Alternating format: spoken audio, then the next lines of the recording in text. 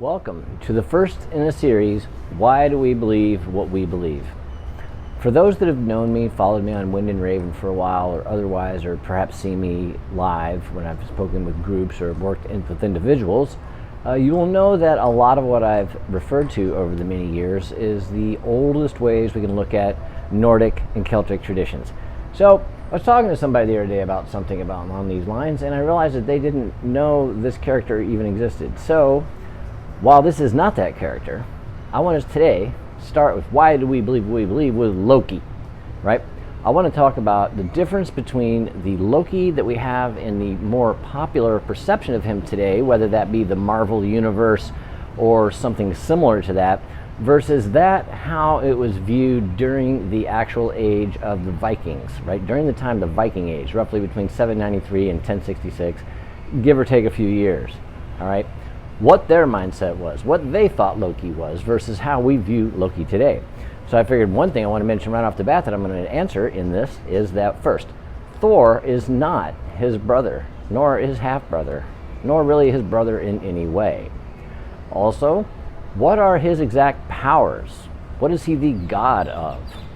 And then lastly, what is his family in particular?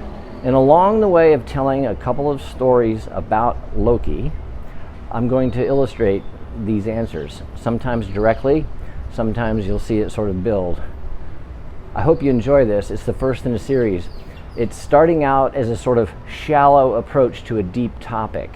And by that I mean that I'm going to try to leave as many specific names of other entities, places out to make it more of a narrative. But if you're willing to sit through this, I invite you to listen right now to the difference between the Marvel Loki and the Vikings Loki.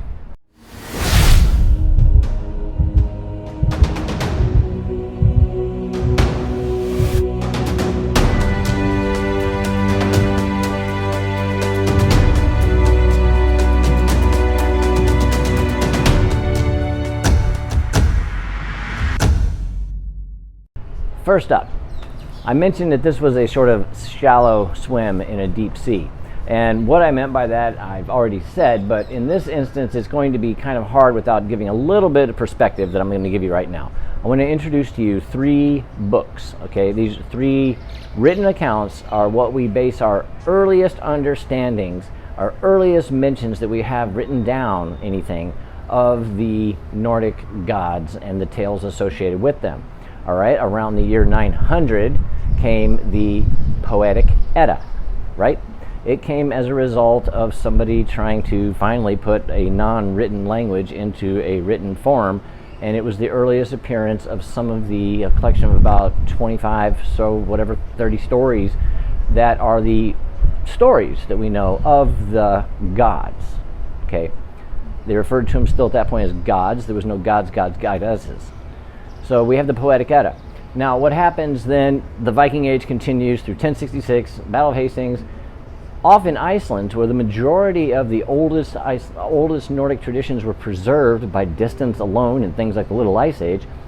They actually kept up a lot of the old Nordic ways, and in the late 1100s, a man named Snorri Sturluson began going around and speaking to the oldest chieftains and things like that he knew, and trying to collect up all that they remembered from the ways that it had been passed down to them. And at the same time, he retranslated the Poetic Edda into what is called the Prose Edda. All right, so then we have the Poetic Edda and the Prose Edda.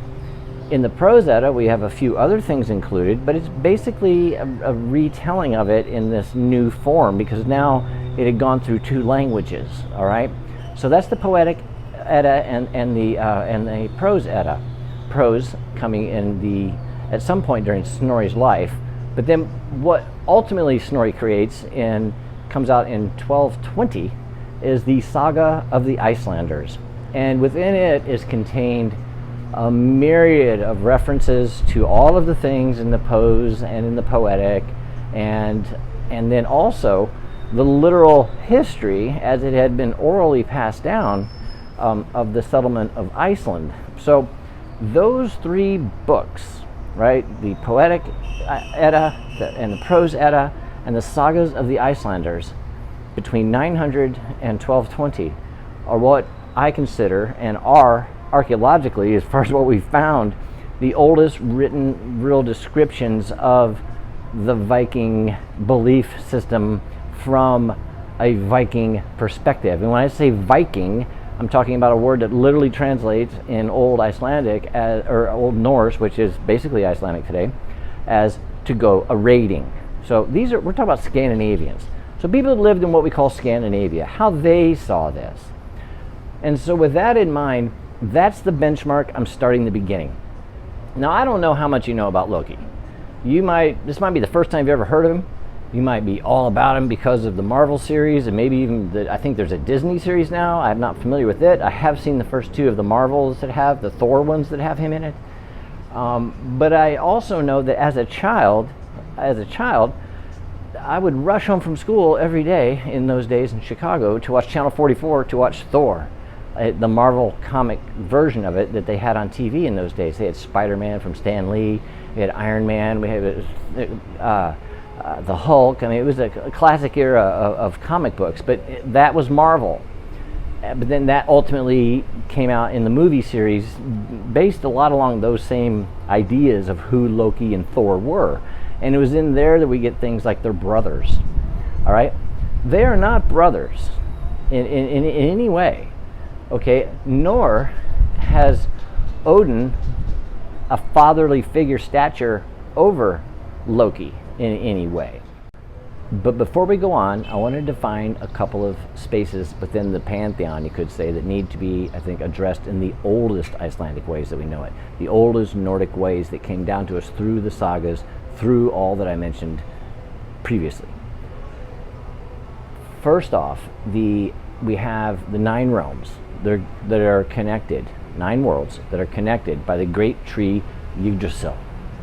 Ash tree, oak tree sometimes, ash tree, great tree connects the 9 realms. The one that we are on right now is called Midgard, right? Between Midgard and the one somewhere above us, I guess you could say, is Asgard, right? Asgard and Midgard. Between the two is a rainbow bridge, a bridge that looks like it's a rainbow. It is called Bifrost or Bifrost, depending on which nationality you want to pronounce it as. But the rainbow bridge is the only thing that can get you to Asgard. You must pass through Midgard to get to Asgard, regardless of the other 7 realms you might have come from. Because 2 of these realms, Midgard, Asgard, those are, or Asgardr, as they would say in the old way, are 2 of the 9 realms. So still you have to come through here, which is a whole different topic. In the deepening, we'll get more into that. But among the Aesir and the Vanir, right, Vanaheim is another realm. Okay, when I say Aesir and Vanir, I talk about how we view these gods coming from 2 kind of different camps. That's because there's another one of these realms called Vanaheim, which is where the Vanir come from. And they have sort of different qualities about them. So you have the Aesir and the Vanir, right? So those are your 2 basic, I guess, humanoidal type of ways of looking at the Nordic gods, if you want to look at it like that. Then you have this idea of the Jotun, or the Jotun, the giants. But somewhere along the line, this got changed. The Jotuns were not any different in physical appearance than the Aesir and the Vanir. They were basically the same race. Now, some of them and some of the tales do have some weird qualities about them that are not typical of what we would call a human body, but still, we're not talking about blue, large giants that live in some ice world. Though the realm they do come from, they inhabit in this story, is a world of ice. They themselves are really no fundamentally different physically than the Aesir and the Vanir. And that is why all of the gods and goddesses feature a bit of both. That might be a bit of a shock, but that's the beginning of talking about who's Loki's brother. Farbarti is the father of Loki. His mother's name is Laufey. Laufey, as we have said, was a member of the Aesir. The father was a Jotun. He was a giant. So when Loki was born, if you look back at the way that surnames and names are in general are handled in the Scandinavian tradition, you usually take the name of the father that comes along with it. In this case, since Laufey was a higher level of, say, prestige in the way that the Aesir were viewed as this, in the glorious realm of Asgard and the city where Valhalla was and Odin and all this, and then you had the Vanir, this beautiful world of wisdom and magic, and then you had the Jotuns, in Niflheim and places like that, Niflheim being another realm I'm introducing here. Obviously, it'd be nicer to be associated with, the Aesir. So what happened in Loki's situation is that he took on the last name Loki as Laufey's son, okay? Because he was the son. That wasn't his father, that was his mother. And so that explains sort of how in the Marvel world, Laufey is the name of the frost giant that they go and visit in the way that they do, being blue and all this other stuff. And that it turns out that, I don't know if they say it outright in the series, but that he is the father of Loki, which leads us to the story of, well, Odin was in some kind of fight against the giants, these big blue beasts now by this point in the way that it was later told, and saw this baby and brought it back to Asgard and adopted it as his son. Okay? That's Marvel, right?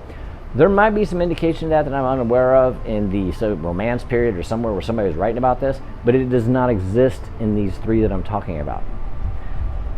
In the Viking Age, or leading up to it, that was not how that would have been. That was not it at all. The way that Loki is connected to Odin is much deeper than that. He is in no way Thor's brother. In fact, Thor is not even the Thor being the god of thunder, which he is not. I'll talk about that in another video. He himself, in the way that the Marvel Universe represents things, is not the son of Odin and Frigg, the wife of Odin. That's not the case. Whole other video. I would love to hear in the comments below what you would like me to delve into as we continue this. Back to the relationship of Loki and Odin.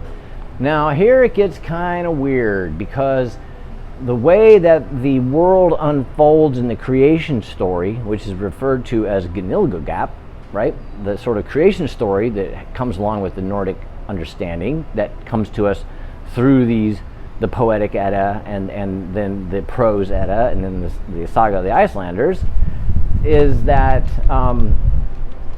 in the beginning everything's sort of created and blah blah blah. I say it like that because we're swimming shallow here.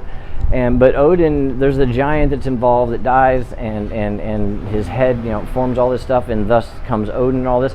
So Odin himself is half Jotun, but he eventually establishes the Aesir and Asgard and all these things.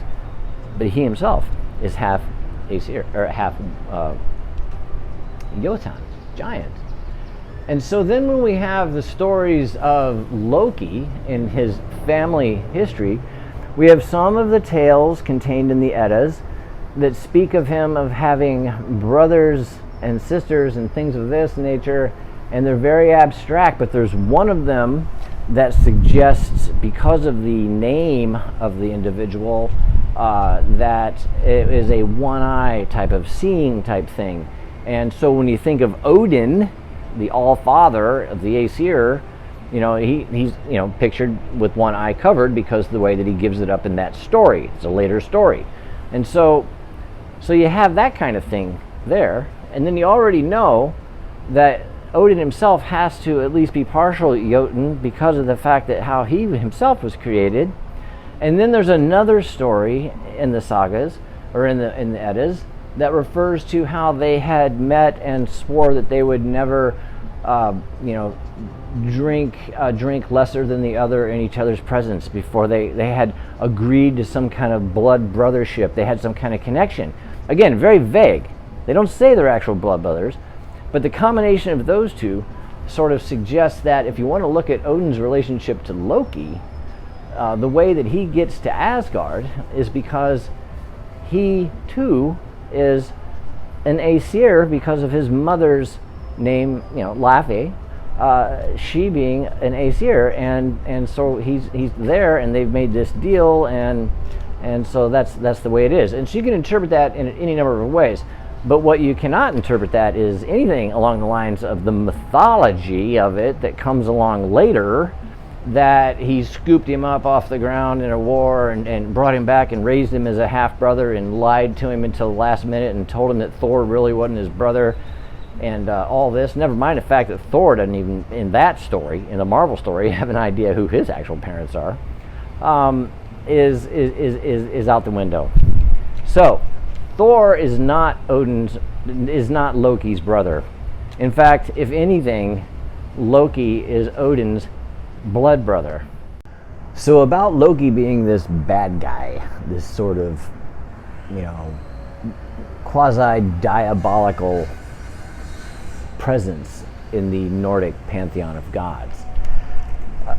Several things need to be considered right off the bat. First and foremost, as in other videos that I've talked about on this topic, we have to realize that over time, the way that we view these post-Christianization has sort of required these older traditions, Celtic and Nordic, to include notions such as a heaven and hell and a good and a bad and things like that. It's very, very linear sort of duality of a this or that. And most of the Nordic tales that come to us through the Eddas, and even the way that Snorri Sturluson in the Saga of the Icelanders talks about the history of Iceland, where you still see a lot of this stuff mentioned and how the people were living. Our modern way of looking at those things is so much different. It's difficult to put yourself back truly in the 9th century to understand them like that. But be that as it may, the way that we have him in the either more esoteric treatments of him being like the quote-unquote devil type character of the Nordic pantheon, the Nordic experience, however you want to, Norse mythology, whatever you want to call it, and then this sort of good guy, bad guy that comes out of the way that we look at him in Marvel, where he's also Thor's brother, which we've established already. That's not the case from the view of the 9th century anyway. That moves us to the point of, well, how did he get there? How did he get? What were the things that fed into him being in a position to be designated as this sort of bad guy character, the sort of dark character of the Nordic experience? The difference between associating with goddesses such as Freya, who is on par with Odin, is goddess of love, as they might say in modern spirituality, or Odin, the All-Father, all these things, and then how Loki became this sort of bad guy. Well, the reasons for that are quite simple. When you look back at the oldest versions of this in the Eddas and in the both the Eddas and in the sagas, sometimes when he's referred to, he's not referred to by name specific, and the words that they used were words of negative experience, you could say. Self-interest, cheating, lying, and deception, and things like that, which of course fits well with your idea of the devil in Christianity, temptation, things like that. But that wasn't Loki. Loki wasn't like that in those stories. Loki's stories, as I'm about to tell you in a few of them, they involve a very complex situation in which, yes, he does have this mischievous nature about him, but at the same time he is loyal until the end to the Aesir, of which he is a member, and how he sort of got there. And in that, we can definitely arrive at the fact that he is not a sort of bad guy character. And so to start it off, I want to start with one of his stories.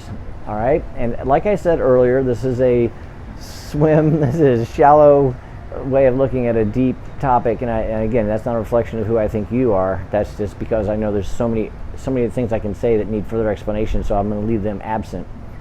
So one time Loki is on an expedition, or whatever. He's riding down a trail with a couple of the other gods, and they got hungry. And so what happens next is they find a cow and they slaughter it, and they're about ready to eat it, and they're trying to cook it, and it won't actually cook. The meat won't cook. And so they look around and they notice that above them that there is an eagle there.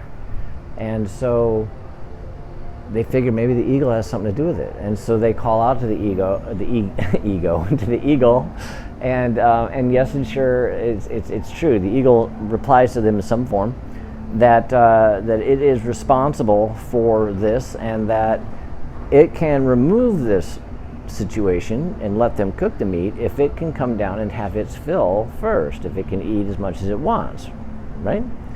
And so they're hungry. They figure, what the heck? Very casual way of looking at it. Let's do this. And so they invite the eagle down. And so the eagle is eating and eating and eating, and it's becoming apparent to these three, Loki included, that the eagle is about to eat this whole cow. And so Loki at that point engages the eagle, strikes the eagle in some format, but when he does so, his hand is affixed, tied, glued, whatever you want to say, to the eagle, and the eagle takes off. And so now Loki is going off into the heights. The other two gods below are just sort of like, what the heck? And so Loki is flying, and the eagle says, I too am controlling this. Your hand is stuck to me. And the only way you're going to unstick yourself from me, the only way I let you go, is for you to promise me that I can have a certain goddess, a certain member of the Aesir, as my own. He wants one of the Aesir. And so the name of this person is Idun, okay? And so we'll talk more about her in a second, because I think we need to. But Loki agrees, okay, I can do that. And so he's released and he falls back, and that's basically the end of the story. So now we're left at the point of, all right, now Loki has this debt to this eagle that he is going to provide Idun to him. Now Idun is the Aesir that sort of is the, I don't know, botanist, forest guardian, whatever you want to say, of this magical grove of apples that grows within Asgard, within this, that the gods can eat, that keeps them forever young. And so as long as those apples are there, the gods will go on forever. So Loki decides, what I'm going to do is I'm going to convince her that right outside the walls of Asgard, the city of Asgard, is another grove of apple trees that have even more powerful apples, or something along those lines. He somehow deceives her and gets her to go outside. And as soon as she does, of course, the eagle shows up, flies away, takes her away. Now she's gone. Well, case closed on that, I guess. That's sort of in back of Loki's sort of mind, how he wants to rationalize that out in his own processing. But what ends up happening now is that the gods no longer have the apples, and they start to age. And though they know how it is this all went down, they now put it on Loki to find a solution to get this done. And so what happens next is a series of events that I'm not going to dive into deeply, but he borrows from one goddess a particular cloak that allows him to turn into a bird, and then we get the idea of Loki being able to shift his shape. So now he's a shapeshifter in addition to this sort of cunning guy, right? Or whatever. And so he does go on this journey, and he does bring her back ultimately, because he engages the eagle disguised as a falcon or an eagle, depending, and sometimes a raven. But I believe in the oldest one, it's a suit of falcon feathers that is given to him from Freya. But anyway, however he does that, he shifts his shape and is able to fly to the eagle, bring her back, and everything's fine. The apple trees start growing again, the gods are happy. Now, this leads directly into Loki's next sort of oddity. Well, now the eagle is upset about this. And so the eagle is going to come to Asgard and try to, get some kind of retribution. Well, the gods know this and they're prepared for that. And when the eagle arrives and flies into the city, they kill the eagle. So that's the end of the story. But what it does is it puts in their mind that they need to establish a higher, stronger wall around the city. And so since Loki is the one that sort of brought this new awareness of this threat to their reality, Loki's the one that needs to go figure out what to do. And so Loki, in his experience, was aware of this particular woodsman, worksman, craftsman, you could say, that had this steed, this horse that was so powerful that it could pull any cart. And to build the kind of wall that was needed around Asgard, you had to have the rocks from this particular huge, strong mountain, but it was so heavy that it would take forever for even the gods to do this. But yet this horse might have the power, and this craftsman might have the power to get this done. So go make a deal. So he goes down and makes a deal with him. And the deal that the forestman says is that, okay, I will build that wall, but for that, I would like to marry, or to possess in some way, one of the Aesir goddesses in particular. I'm going to leave that for another story. And so he said, okay. And so he goes back to Asgard and tells everybody about it, and they say, yeah, okay, let's do that. And so, all right, now here's the condition. You have a year and a half-ish to get this done. And I say ish because I've seen it represented as a year and a half in different ways, and I don't know, I don't read Old Icelandic, so I can't literally look at the way it was written. So I'm to a certain degree, I'm a certain amount of interpretation, but from people that I think interpret it with the purest of intent, of linguistic understanding and everything like that. So anyway, there's a time limit, and so here they go. Now they're building this wall, right? This guy's chipping the rocks. They're pulling the stuff up. The horse is pulling these mighty loads, building this wall. It's all looking wonderful, and it's becoming apparent to the gods, if they're looking at their figurative wristwatch here, that this guy's going to get this done in time. And we haven't exactly told this other goddess, you could say, that we had made this deal.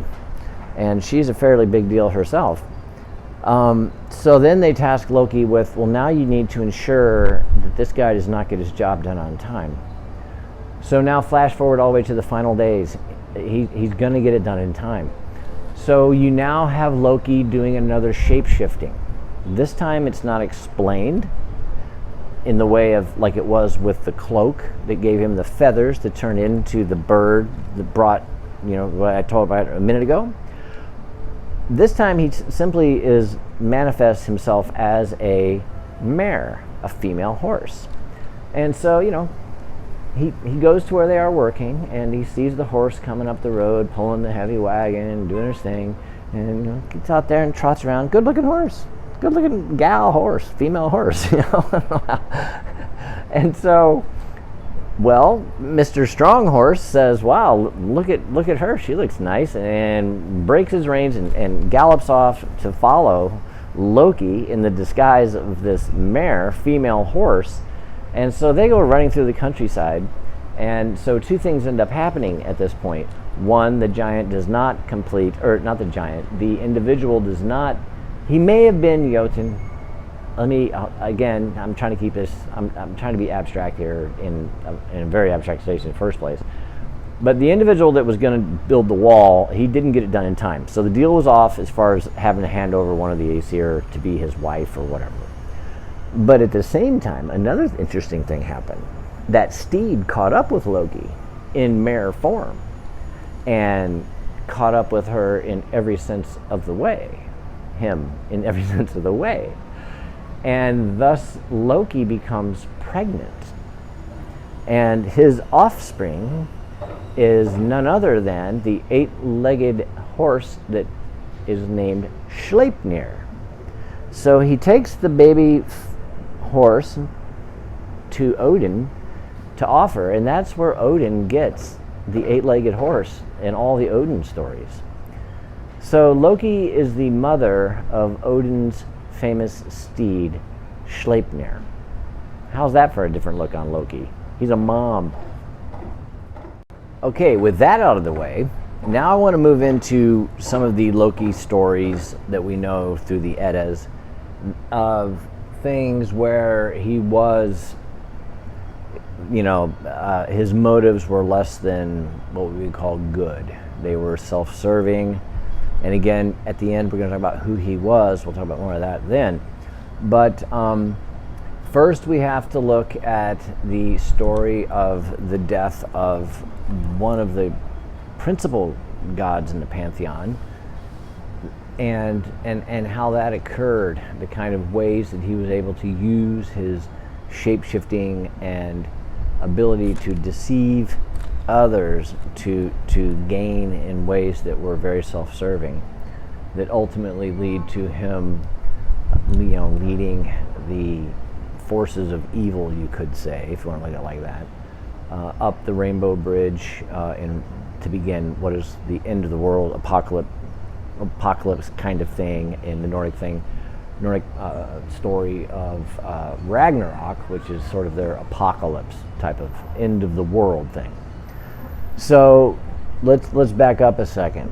So we have Loki so far as this guy who has this weird ability to be able to act in a dysfunctional kind of way that sometimes he creates problems, yet he is the savior, the answer in the end of it. So he's always like the villain and the hero. So he's very, very complex, right? But when we get to the story of Balder, we have where he is the one that guided the spear of the blind other god into Balder, the god that I will talk about in other videos. I wasn't going to mention his name, but I just did. And thus Balder is killed. Loki's punishment for this is that he has to see his two offspring turned into wolves in front of him, and then have to fight each other until one wins.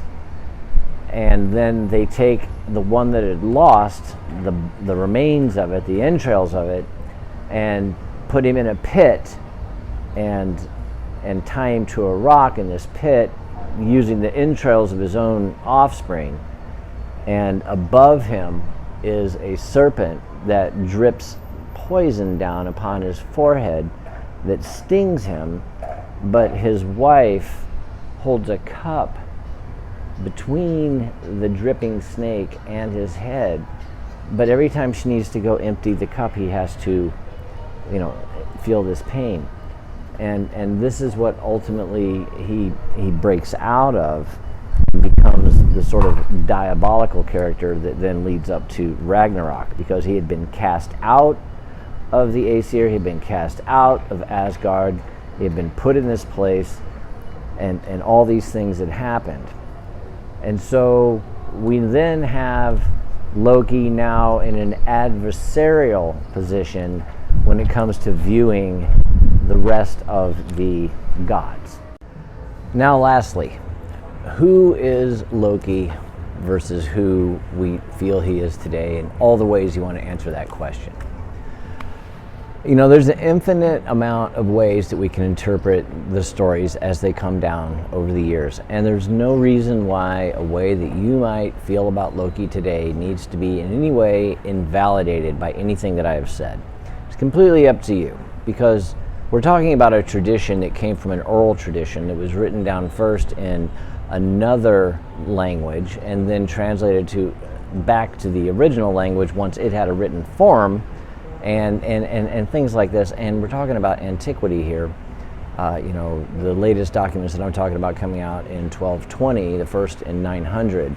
So to even understand the world as you would have seen it in 900 or in 800 or whatever would have been a completely different experience, because of the sheer volume of information that we as a people have included in our collective consciousness, if you want to call it that, of who we are today. So to try to even rationalize these stories out is difficult because we can't think about it in the purity of the mindset of the people themselves. And then the fact that they didn't write anything down.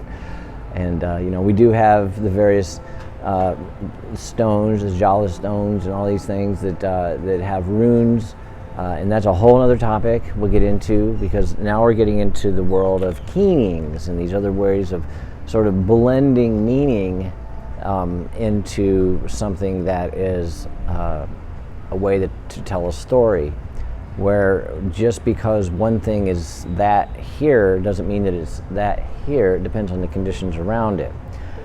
Very abstract spaces. And so with that, we're left with, well, who was Loki? Loki, in my estimation of it, in the 9th century, would have been looked at as this sort of, I guess, a tweener, you might say, in between the purity of that which is divine, which would have been something like the Aesir and the Vanir, and that which is the antithesis of which would be what we would call the Jotuns, the giants. And again, these all, going back to that fundamental way of looking at it, they don't have a lot of physical differences in the way that they appear, though some of them do. There are some individual stories that we can talk about later. But so we have to look at it as he's sort of this guy in the Nordic pantheon that plays this role of, trickster, sort of slanderer, sort of conniving, self-interest, yet still holds this sort of loyalty to the Aesir, that he becomes the good guy to save them, so to speak, from the peril that he had somehow even created. It's a very complex character, if you want to look at it in character roles as far as mythology goes.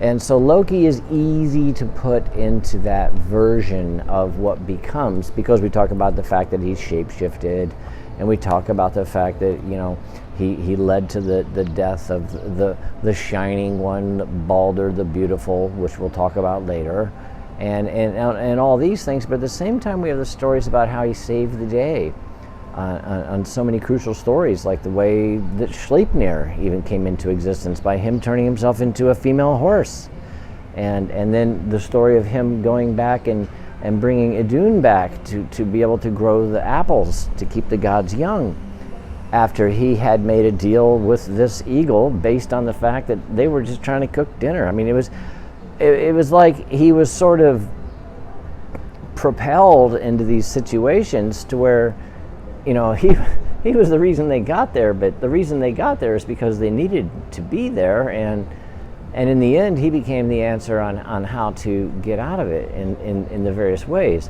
And to me, that is fascinating in and of itself, to have such a complex character in all of the mythos, if you want to look at that, of all the traditions that I've studied. You see the same thing replicated in all of them as the organized religions started to replace the indigenous traditions. The indigenous traditions of Europe were pagan.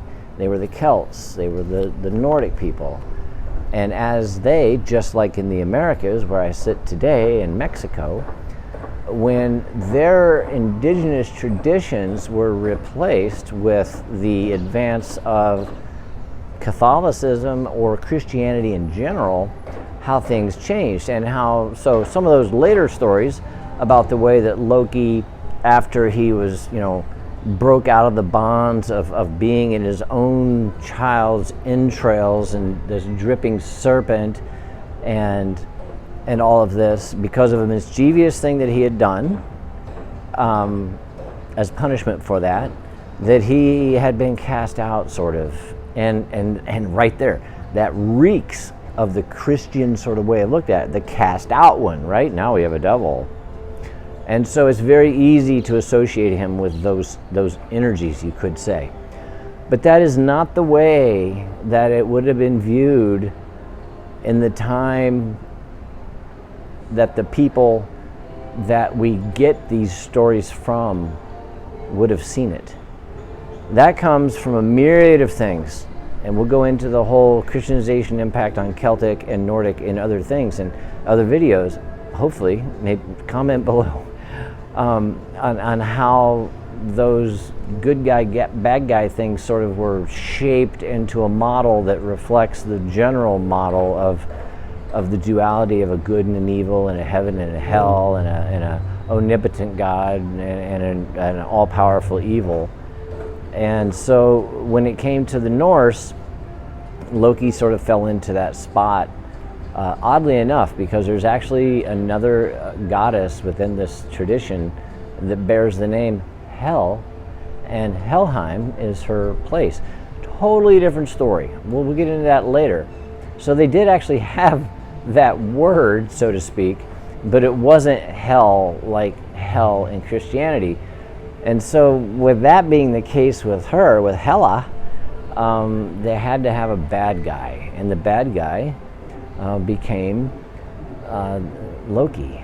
And so Loki has sort of, over the years, I wish I knew more about the dynamics between how much was written between 1220 and, say, I don't know, the Romance period or Enlightenment era, when people started writing again about these things, what their interpretations might have been.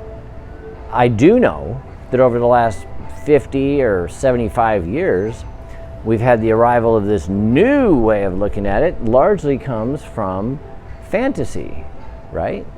And the fantasy here would be Marvel, and the way that they present Loki, first and foremost, as being the brother of Thor, which he is not, and then also in some spiritual traditions or whatever esoteric way you want to look at it, that he's like the god of fire, not the god of anything.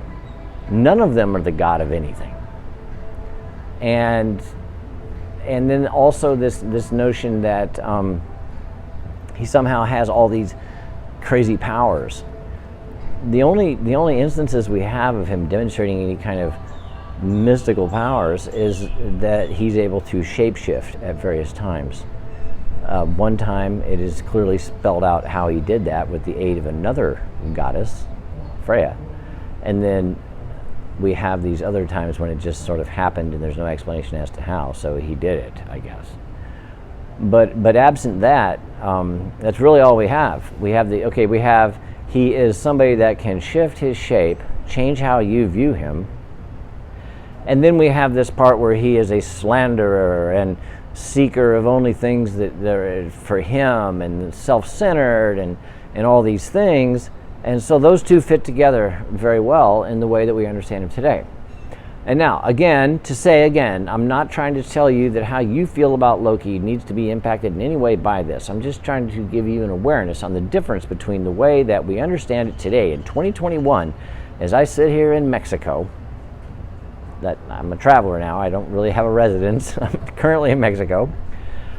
And how maybe somebody truly living in the Skaldic period, as it's called, the Viking Age, the Dark Ages, between roughly 790s and the year 1000, and then ultimately leading up to 1220, when Snorri Sturluson put together the Saga of the Icelanders that recapped a lot of those stories that they had collected along the way. That being the demarcation line. Anything beyond that is so impacted by other traditions that we sort of start to see the greater mythology grow of it. The goddess of this, the goddess of that. Like Thor is the thunder god. There's no basis for that. And we'll talk more about that if you want to do Thor next. But I hope that you got something from this. I hope that I answered the 3 fundamental questions that I set out. And so with that, I will leave you with the hope that you will reply to this. And tell me if you're interested in this. If you are, what are some of the spaces you would like me to go into first? I think I already know what I'm going to do next, which is to be a sort of video that I referred to earlier on Gnilgagap, the whole formation of the of the Nordic world. We'll do the Tuatha De Danann and the Celts later. But so to sort of get some of this disclaimer stuff out of the way, so that when I speak about it, we can talk about these other gods and goddesses, as it later became, in a way that we might be able to imagine how they would have looked at it in the time that it was actually occurring in the actual world that the men and women that lived there viewed it. In other words, how did in the 900s I view Odin? How did that understanding come to me then? And the only representation we have of that are these original source materials. Everything since then has been add-ons. It's been filling in the gaps. And there's a lot of gaps. You know, just like the formation of the Bible, right? The Bible doesn't come until Constantine in 500, whatever, 550, whatever it is, actually calls together a session, and they put together the Gospels in the Bible, and some of the Gospels are left out. Well, there's probably a heck of a lot left out of the Nordic experience too, and that explains some of these abstract spaces that simply don't have any answers, you know, particularly when it comes to like the parentage of a character like Heimdallr. Very, very abstract and left sort of, okay, and so I'm not an expert on this. Nobody truly is an expert on this. There are those in academia that I would look at as sort of expert in their knowledge of all the materials, and maybe they also contain the ability to be able to tell their understanding without their own imagination coming into it too much. So I think that it might be a pretty pure way of looking at that. There's certainly, I'm sure there's lots of those around the world. I'm not aware of them in particular, but there's a couple here and there. But at the same time, it doesn't mean that you have to be a scholar to do this. Yes, I have a degree in history, right? And yes, I've been working in spirituality for the past decade now in the capacity that I am now. But the way that I went back into my sort of Nordic experience was that I decided I wasn't going to read anything other than the sagas and the Eddas, right? Sagas of the Icelanders and the poetic and prose Edda, and leave it at that. And I've largely done that. That's why I didn't see Thor when it first came out until like 10 years later or something, you know, and or maybe not 10 years, but whatever. I didn't see it because I didn't want it to interfere with my understanding, because I was trying to do it from that pure approach, knowing full well that I'm in 2021 and I cannot really truly imagine it in 900, because the body has changed. Everything about us has changed. A lot has changed. We're still human beings, no doubt, but obviously the sheer volume of information that we have now impacts all that we think, why we believe what we believe. And in that pursuit, I think it's good at times that we try to go back to the fundamental essence of what it is that built those beliefs. If we truly want to understand how we can incorporate those messages handed down to us from our ancestors and gain the wisdom and knowledge that they had in the way that they saw it. And that doesn't mean that you don't need the storytellers like Marvel. It's awesome. What did I just do? I told stories. It's all about storytelling. But what is your story is your story. And so your understanding of this, that's yours. Nothing I'm saying here is trying to replace your understanding. I'm just hoping to maybe raise some other areas that you haven't thought of before. Please like and share this as much as you please. Sign up for my mailing list down below so you get updates on when, you know, the next in the series comes out. And please, please, please comment below on what you would like me to talk about next in either the Nordic or Celtic traditions. So with that very shallow swim in a vast deep ocean, I will leave you with the first episode of this series of Why Do We Believe What We Believe? Thank you.